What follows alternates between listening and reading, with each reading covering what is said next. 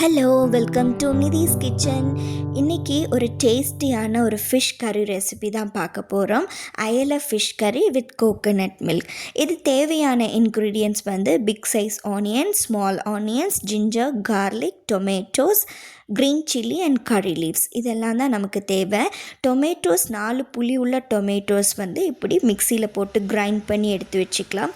ஒரு சின்ன சைஸ் லெமனை இப்படி பியூரி பண்ணி எடுத்து வச்சுக்கலாம். ஆஃப்டர் தட் அந்த பவுலில் ஒரு கொஞ்சமாக மஞ்சள் தூள் ஆட் பண்ணிக்கலாம். ஆஃப்டர் தட் நம்ம வந்து கொரியாண்டர் பவுடர் வந்து ஒரு 5 tablespoon of coriander powder add பண்ணுறோம். ஒரு குழம்புக்கு வந்து கொழுப்பு சக்தி கிடைக்கிறதுக்காக. After that red chilli powder வந்து நல்ல ஸ்பைஸான ரெட் சில்லி பவுடர் உங்கள் ஸ்பைஸ் லெவல் அனுசரித்து ஆட் பண்ணிக்கோங்க.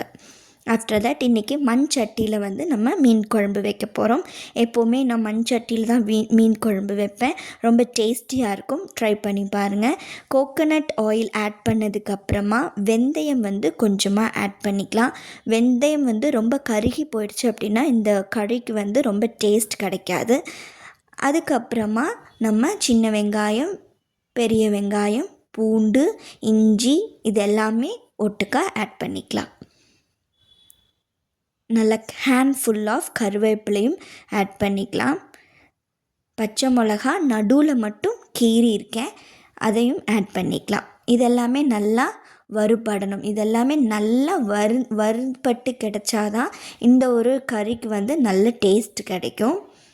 ரொம்ப நாள் கெட்டும் போகாமல் இருக்கும். ஒரு 2 days கூட நீங்கள் வச்சு சாப்பிட்லாம். நம்ம அரைச்சி வச்ச டொமேட்டோ பேஸ்ட்டும் இதில் ஆட் பண்ணிக்கலாம்.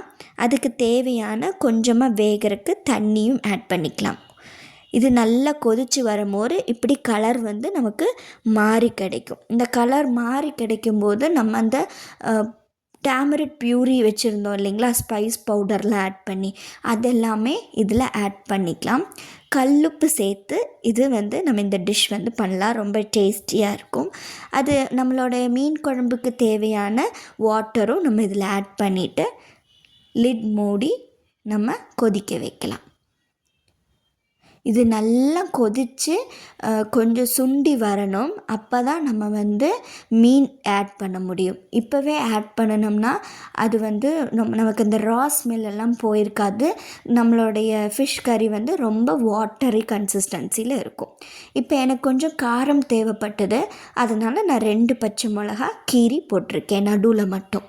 இந்த மாதிரி சுண்டி எண்ணெய் பிரிஞ்சு நமக்கு வந்து அந்த ஒரு வாட்டர் கன்சிஸ்டன்சி எல்லாம் போயிட்டு இந்த மாதிரி ஒரு திக்கான கிரேவி ஆனதுக்கப்புறமா நம்மக்கிட்ட இருக்க ஃபிஷ் எல்லாமே நம்ம இதில் ஆட் பண்ணிக்கலாம்.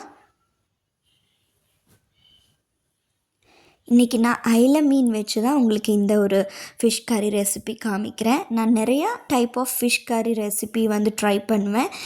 இது வந்து ஒன் ஆஃப் தெம். நான் 1 by 1 நான் அது எல்லாமே அப்டேட் பண்ணுறேன்.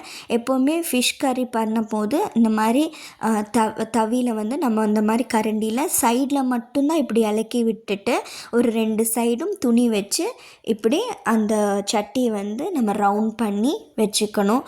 இலக்கினீங்கன்னா ஃபிஷ் எல்லாமே உடஞ்சி போயிடும்.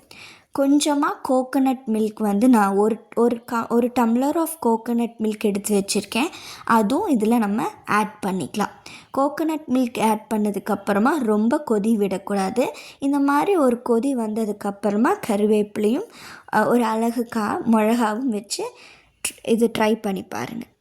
உங்களுக்கு இந்த ஃபிஷ் கறி பிடிச்சிருந்தது அப்படின்னா என்னோடய வீடியோஸை வந்து லைக் பண்ணுங்கள், ஷேர் பண்ணுங்கள், கமெண்ட் பண்ணுங்கள், சப்ஸ்கிரைப் பண்ண மறந்துடாதீங்க. Thank you and by.